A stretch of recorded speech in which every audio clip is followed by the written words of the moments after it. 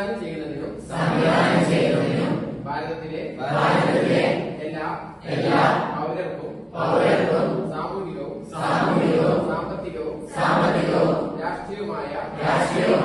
നീതി ചിന്ത ആശയാവിഷ്കാരം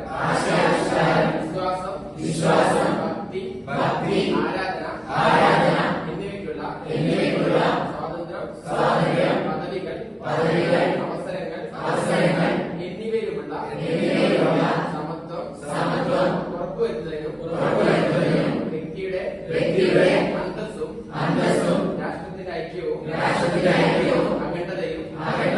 ഉറപ്പുവരുത്തുന്ന സാഹോദര്യം എല്ലാവരിലും വളർത്തുന്നതിനും ദൃഢനിശ്ചയം ചെയ്തുകൊണ്ട് നമ്മുടെ ഭരണഘടനാ സഭയിൽ വെച്ച് 1949 നവംബറിന്റെ 26-ാം ദിവസം ഈ ഭരണഘടനയെ അംഗീകരിക്കുകയും നിയമമാക്കുകയും